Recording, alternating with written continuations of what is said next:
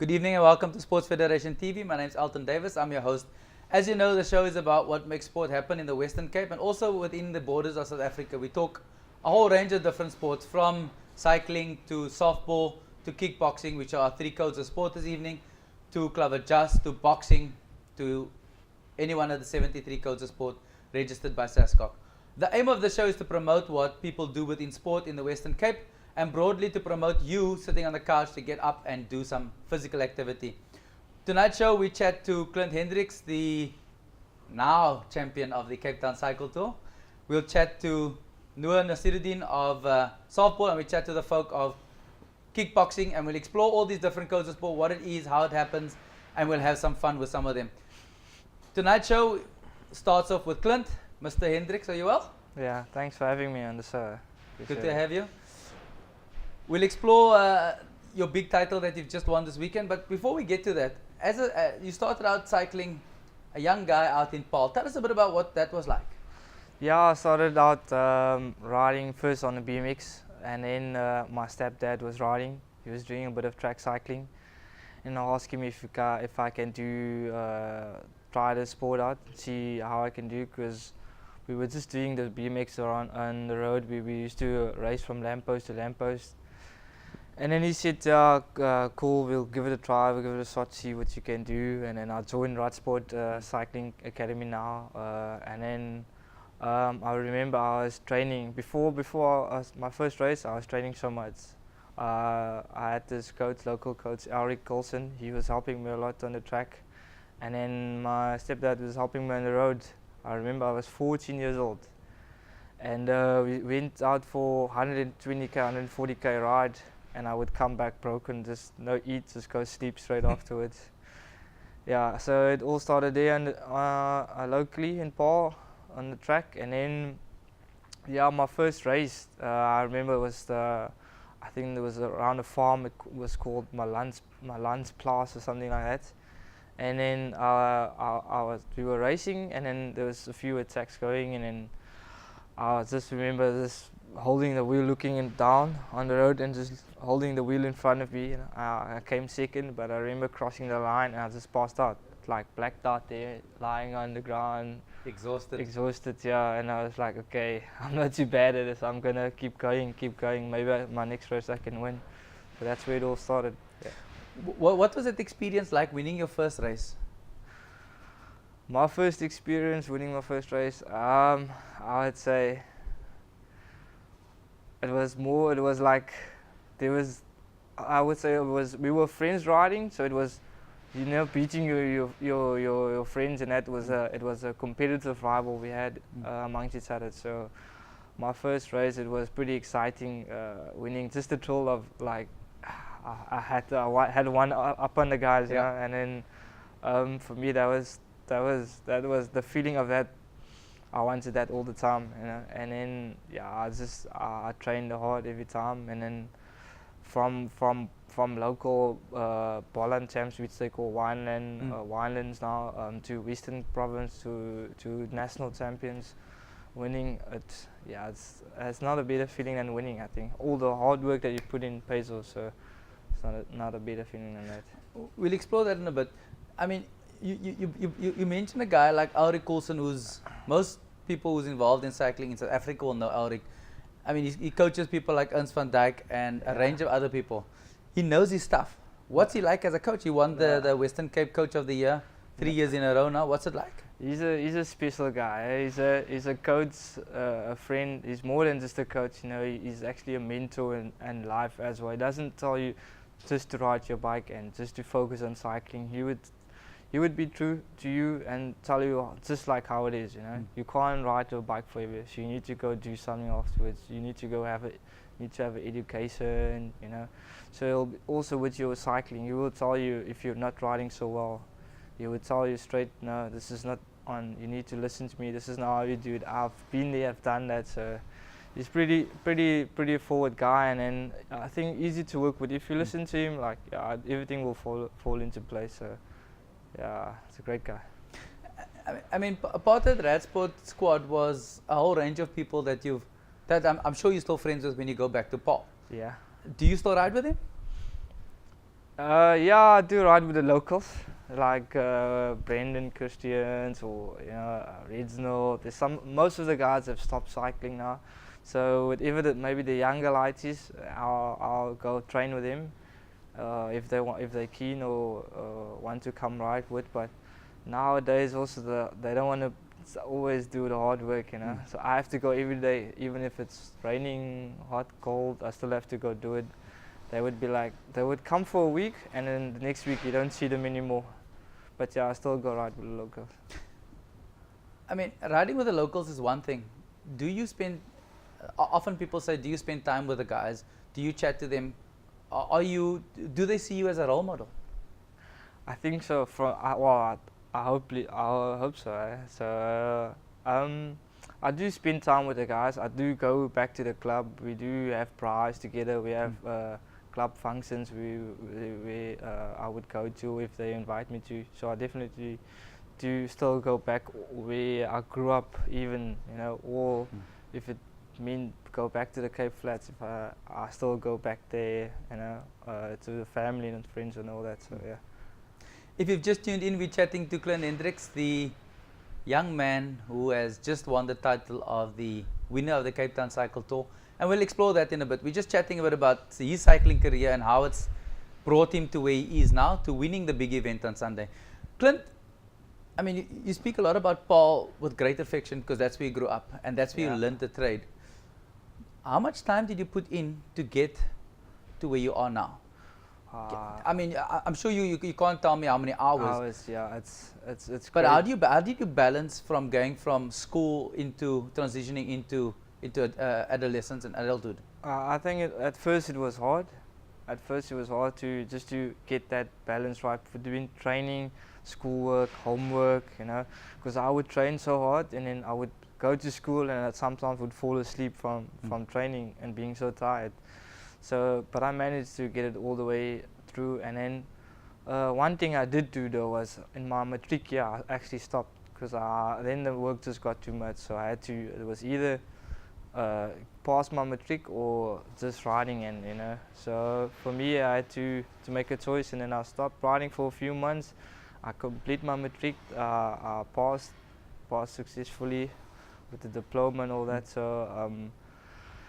And then from after that, after I was done with school, my first year, I was like, maybe I just want to give it a try, just see what I can do, just explore, see if I know if I really got this talent, like people say, or I would see like the results, just to see where I can go. And then within the first year, I made a pretty good team up in Joburg. Well, I actually had to move up to Joburg, and then financially that was a big knock because I couldn't really afford that. So I got helped out there in Joburg by some few friends and that. So it was hard, it was very, very hard, but you just need that determination to show if you want that. Is the cycling culture different to Cape Town versus Joburg? Yeah, much more. How would you define the difference? I think in Cape Town it's much more relaxed. In Joburg we take it very seriously. In Joburg we still want to race and race hard. When you come down to Cape Town, the Oaks are more like, I don't know if you can say it, but when Joburg guys come down, they're a little bit on the offensive side of wanting to race the teams. They don't, like I remember my first time when the Oaks used to come down from Joburg, I wanted to race these guys, like show them as well. You're not gonna come here and just beat me just like that, Yeah. I'm gonna take you on and we're gonna have a competition in that. But nowadays, I would say it's not the same anymore. Yeah, the Oaks, they are, if I can say it like that, maybe they're a little bit afraid. Won't say afraid, but like in that perspective where they a little bit calm about the situation, and so it's not like it used to be. What was it like going up to Joburg, leaving your family, leaving everything behind, and pursuing a dream of being a pro cyclist? I think that was the hardest thing. It's just leaving your friends, girlfriends, family, being away for so long. Because I remember my first time I was away for 3 months, and I came back and I went away again for 6 months, which I've never done that before. And then I got it like my relationships with, I would say my relationships with like, say for instance, my girlfriend, or at that time, it couldn't work because you're always distant, you know. And even with my family, I was never, I would, if I can say that, I never grew up as close as I would have liked, or a lot of people do grow up, because I was never with the family. I missed all the birthdays, I missed all the family celebrations and all that, because I was always on my own, and I always had to go out and struggle that much on my own in Joburg. So it was a very difficult first part, I would say. Did that sacrifice pay off for you in the long run? I would say it's starting to pay off now. Yeah, eventually, like all that sacrifices, definitely. You know, it's taken me many places across the world, America, Italy, Holland, wherever, you know. And then I've gone to the national team on the road many times. So a lot of the goals which I had, like a bucket list, I ticked off a lot of stuff, you know, slowly but surely. I've still got a few stuff that I want to do, but yeah, it definitely worked out, all the sacrifices. And the sacrifices leads to success, and we'll get to that success in a few minutes. Let's take an ad break. We'll see you now.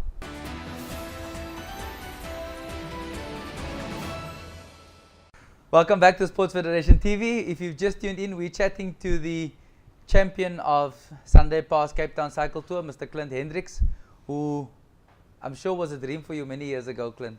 Definitely. Even just to participate, and now you're the champ. To be a winner of that, undescribable. Still, it's still sinking in the whole week. I'm taking this whole week to make that like process that okay, I'm actually the winner of that race, and I can claim that forever. You know. We'll explore that in a bit. On your path, you've now moved to Joburg and you're racing there. How did you manage to get into a pro team? What was that like? Well, Alec Wilson actually, he got me involved with Toyota Super Cycling, which was an academy team, small team. I think at the time it was run by Barry Austin and the federation or something like that. And then I raced for 3 months with them, and then the training was hard. We had to go on training camps and all that, and then I got a good result. It all just went on results actually. I got a good result at the Knysna Oyster Festival, and then James Perry, he approached me and then said they were looking for extra guy, and then can also maybe help develop me and all that. So I went to EMG Malin Garlin, which was formerly known as the Newtel team. So they took me up, and then I rode that whole year out, which wasn't a great year in terms of results and all that. So I was mostly helping the other riders, and then also I was not on the level yet of the Joburg Oaks. So it took me some time. And then let's just pause there. Explain that to me, because a lot of people don't understand that you don't automatically come into the team and you win races. No. I mean, people need to understand that you become a domestique, and you need to earn the right to get to be the sprinter, yeah, or to win an event. What's that process like? Well, in the beginning for me it was more like I would do all the, we would say it, the donkey works. I would collect bottles. I would do all the following the moves, or all that. Do all the pacing on the front. Eventually, until got to the point where they could see it like I'm doing all that and I'm doing a bit more. So okay, and then so we would start then at the smaller races. We were like, okay, maybe give you opportunity, see what you can do, take a chance. There's no pressure on the team, and then if you prove them, okay, like you can actually ride a bike and you can actually do good, and then from there it's just like, okay, so he's the next guy that we look after, and that's how it all started. Yeah. So after EMG? After EMG, the team folded actually, and which was a bit sad. And then, but luckily, Dean Edwards, he started making his own team, which was called Tassel Solar at the time. And then he took me on. He took the risk, you know, of investing in me. And then I remember the first few months were okay. We rode Tour of South Africa, and I was in the break that on stage 2 on live TV, and for him it was over the moon just for me to reach that. And then I think that's what any sponsor wants, is to see their name on TV. Isn't that what it's about for them, Yeah, to a just point? exactly. Just to put them out there, just to make people aware what is this brand about, and Yeah. what do we do, and why are we involved in this sport, you know. And Let's jump ahead to road cover. our road cover, you know, what a phenomenal sponsor, you know. It's also you couldn't ask for any better sponsor to get involved. They're involved with the federation, cycling federation as well. So what they do is like so for instance, if something happens to you, the more members they get, the better it is for them as well to help the next rider and that. So what they do, what actually can happen is, so for instance you crash in that, and then you can go to road cover, and then they can claim for you through CSA to get almost like a certain amount out to help you with your recovery or help you with your whatever bills you may need and that.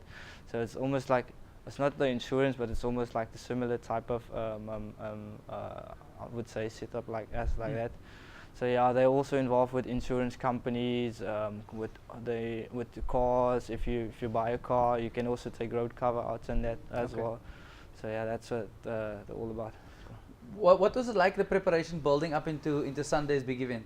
I mean, you had a week before that where you raced in the Tour of Good Hope, and you podiumed there, and then building up into Sunday.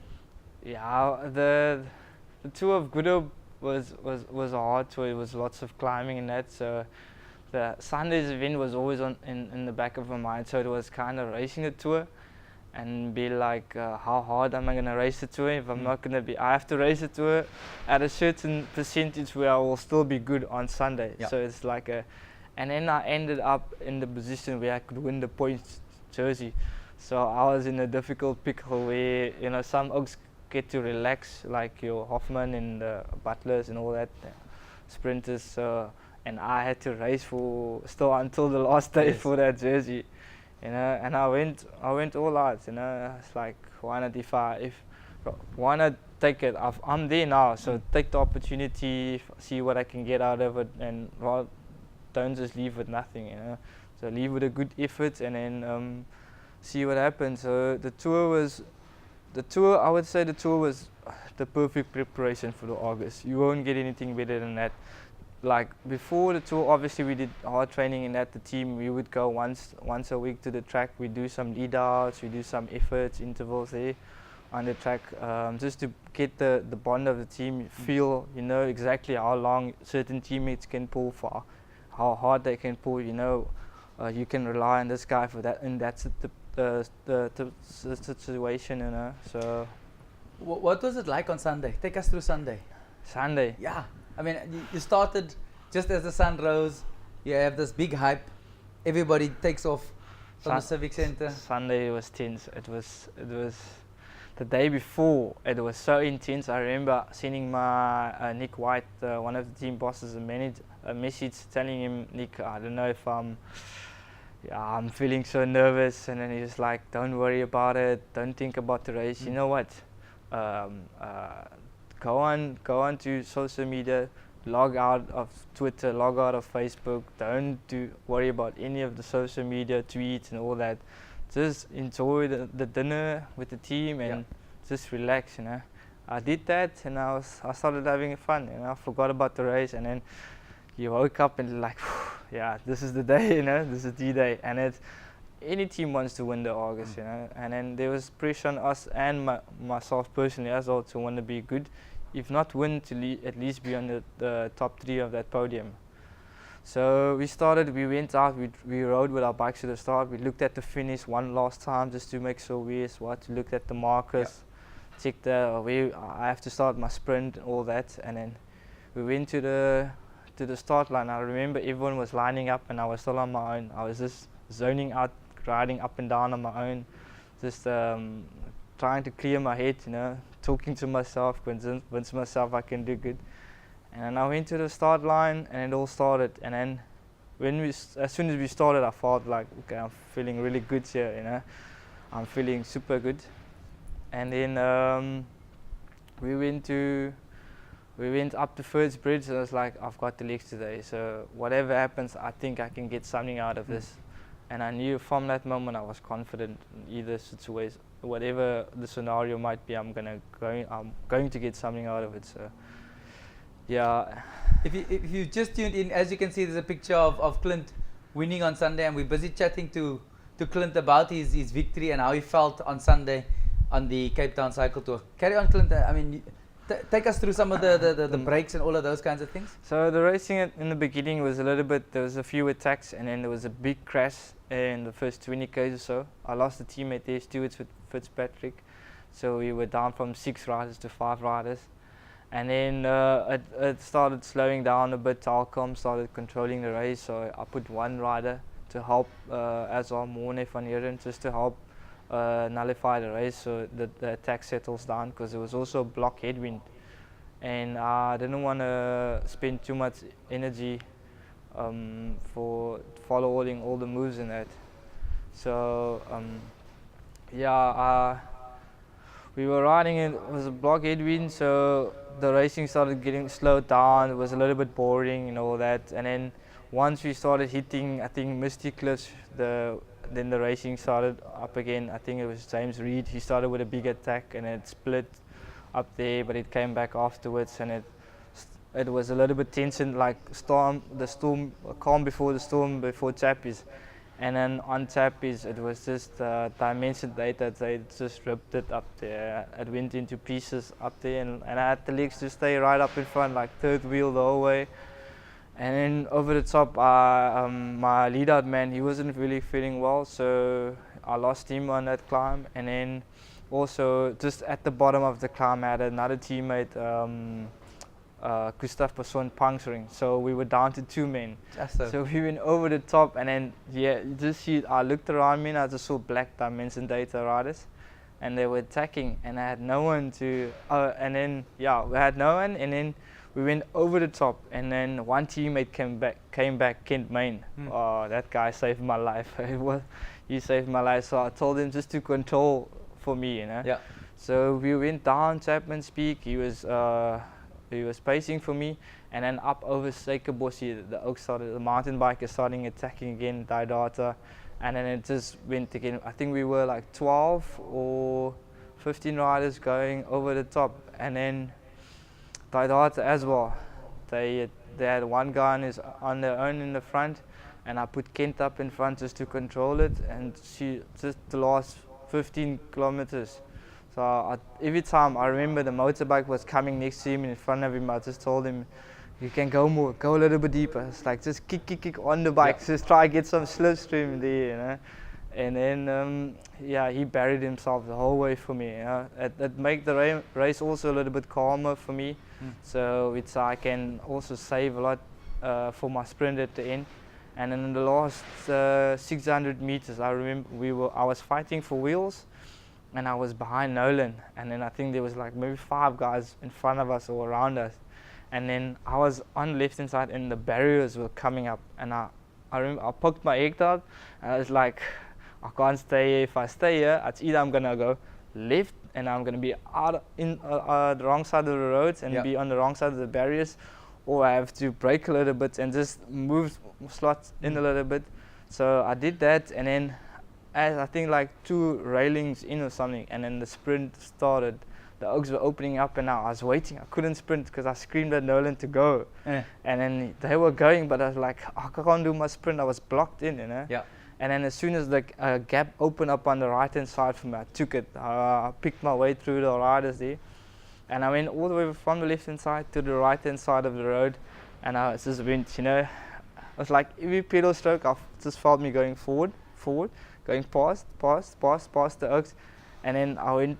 As soon as I went past, I don't know for why I did that, but as soon as I went past JD, I stopped. I was like, I did it, you know. And then there was even a photo. It's like I was already celebrating, and the line was still another 5 meters. What does it like to beat JD and Nolan in closing? We were teammates before. Me and JD were last year. Me and Nolan were 3 years back. So It's a lack of rival, especially with me and Nolan in the sprints. You always have like the leader train that gets one up on me in the sprints. In closing, what would you say to someone who wants to take up cycling? I would say you need to be dedicated. You need to work hard. You need to concentrate. You need to be. This is what I want to do. You need to be strict on no partying. You need to eat right. You need to be strict on your diet. You know, you're going to miss your friend's birthday. You're going to miss your mom or cousins or nephew's birthday. You're going to miss family celebrations. It's just part of the life. It's a special lifestyle, you know, at the end of the day. So, yeah, I would say you need to be very disciplined And committed to it. Yeah. How do people follow you? Twitter, Facebook, all of those kinds of social media? Yeah, you can follow me on Twitter on Hendricks Clint, or you can on Skype as well, Hendricks Clint. I'm pretty much everywhere. It's the same username as Hendricks Clint. Yeah. Okay. Cool. Mr. Hendricks, it's been an honor to chat to you. The reigning champion of the Cape Town Cycle Tour for the next year. Awesome. Thank you for your time. Thank you very much. All the best for 2016, 2017. Thank you very much. Let's take an ad break and we'll see you now.